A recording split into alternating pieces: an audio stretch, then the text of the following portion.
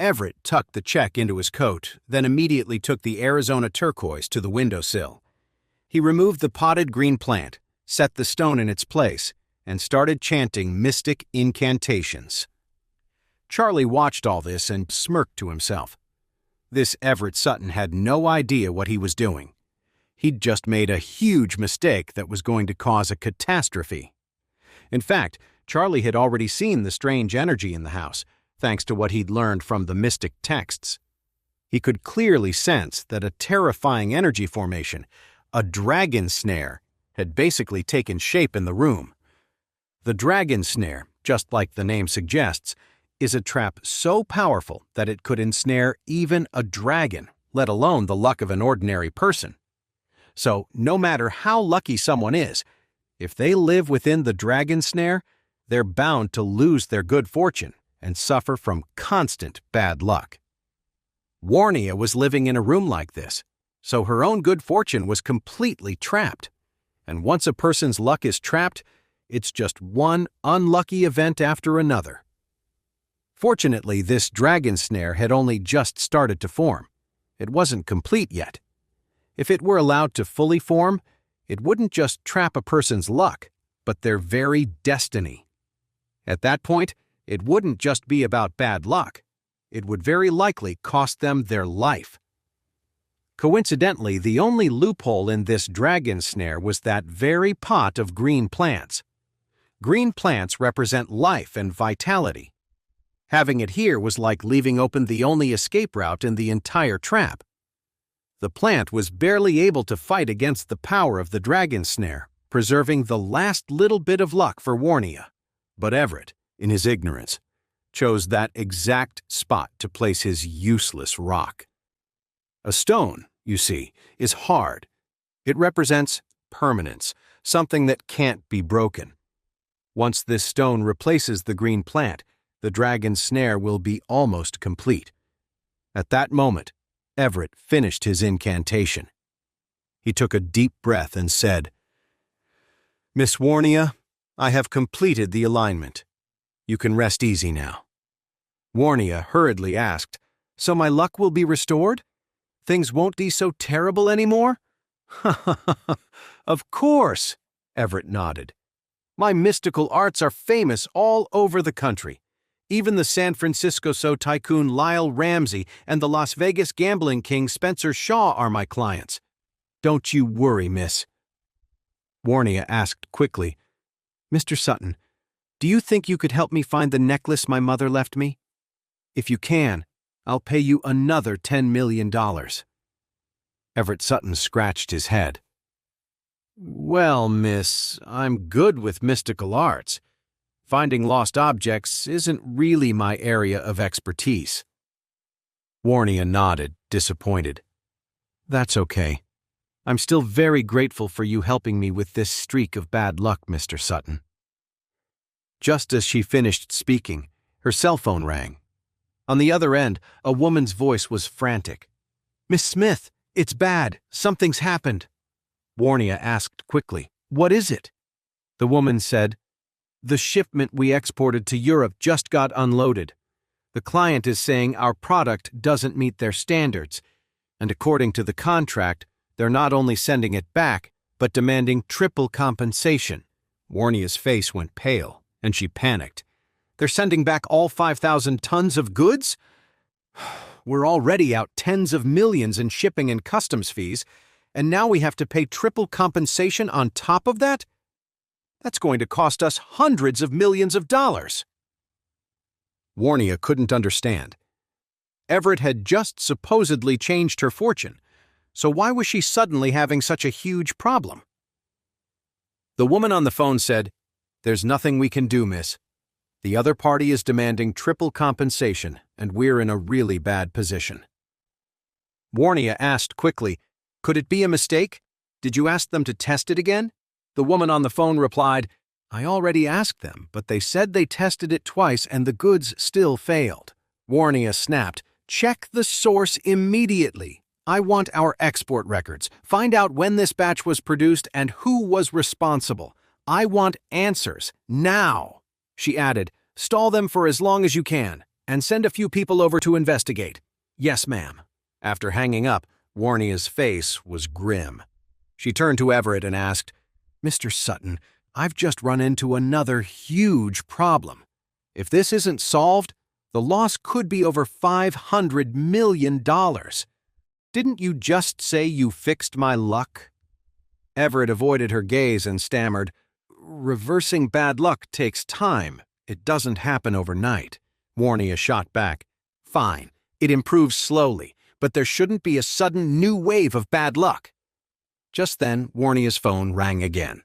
It was Alastair Prescott, the eldest son of the San Francisco Prescott family. She quickly answered, forcing a smile, and said, "Hello, Mr. Prescott." "Miss Smith," he said in a cold voice, "we've thought it over and feel the Smith family isn't the best partner for us. We're going to unilaterally terminate our cooperation." "Terminate the cooperation?" Warnia became anxious and blurted out, "Mr. Prescott, surely you can see that we're a better choice than any of the others. A partnership between the Prescott family and the Smith family is the best option for both of us." The man on the phone chuckled. "To be honest, an advisor is doing an energy alignment for my father. He said that the Smith family's aura doesn't seem to match the Prescott family's. He thinks that if we continue to work with you, it might affect the Prescott family's fortune. So, I'm sorry, Miss Smith." And with that, he hung up the phone. Unbelievable. Warnia had hoped this deal would take the Smith family to the next level. Now, all her hopes were dashed. Everett was starting to panic. His plan was to just take her money and run. He never expected that right after he did his little ritual, Warnia would suddenly have even worse luck. He knew he had to get out of there, fast. So he said quickly, "Miss Smith, changing your energy alignment is a process. You have to be patient. I believe that by tomorrow everything will be fine. I'll be on my way now." With that, he turned to head for the door. Warnia blurted out, "Wait a minute. Mr. Sutton, something is obviously wrong here. Why did I have two huge problems pop up the second you finished your ritual? You need to give me an explanation for this right now." Just as she finished speaking, a sharp pain shot through her lower stomach. It made her deafened, and she nearly doubled over. She managed to stay upright by grabbing onto the TV mounted on the wall, a cold sweat breaking out on her forehead from the cramping pain. What was happening? It wasn't that time of the month. This didn't make any sense. Before she could even figure it out, another jolt of pain hit her lower stomach. This time the pain made her legs feel like jelly, and she had to grip the TV with both hands just to stay on her feet. Just then, there was a sudden snapping sound from the wall. The metal bracket holding the TV had broken. Seeing the 60-inch TV falling right toward her, Charlie lunged forward, grabbed her hand, and yanked her into his arms. With a loud bang, the TV crashed to the ground. The casing and screen shattered instantly, and a sharp piece of hard plastic shot out, slicing across Warnia's slender calf as it flew past, Warnia feeling a sharp pain in her leg. When she looked down, she saw a gash about 2 to 3 centimeters long, and blood instantly started to flow. Charlie quickly pulled a tissue from his pocket, knelt down to press it against the wound, and asked, "Miss Smith, do you have any antiseptic at home?" Warnia felt a flash of anger as Charlie touched her leg. She was about to snap at him, but then she remembered he had just saved her, so she bit her tongue. She immediately glared at Everett and demanded, her anger obvious, "Mr. Sutton, you're not going anywhere until you give me a good explanation for this." When Orville saw this, he grabbed Everett by the collar and asked coldly, "Damn it, talk! What did you do to Miss Smith?"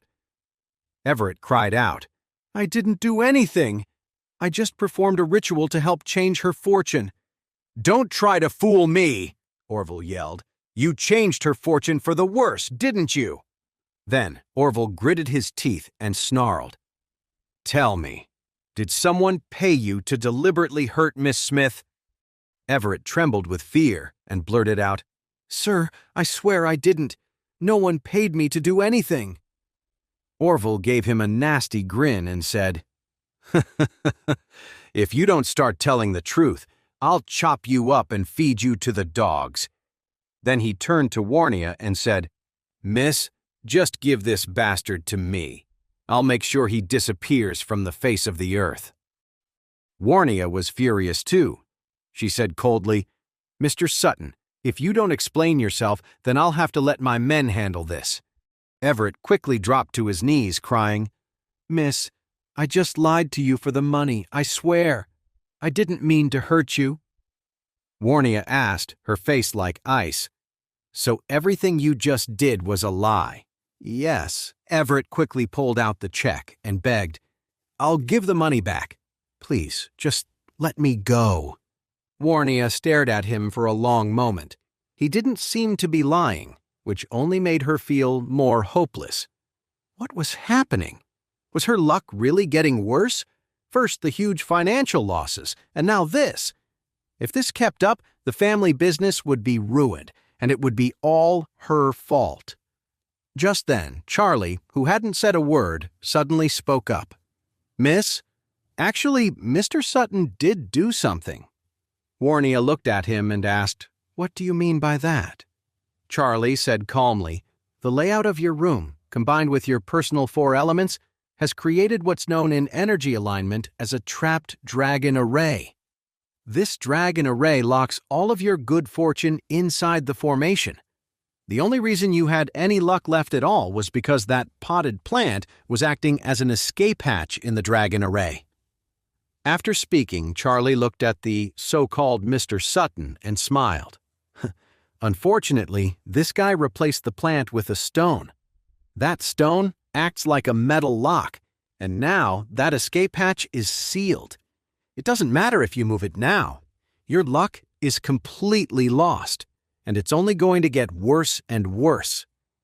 Warnia looked like she'd been struck by lightning. She quickly dropped the disdainful look she'd been giving him, bowed her head slightly, and clasped her hands together, pleading, "Mr. Charlie, please help me."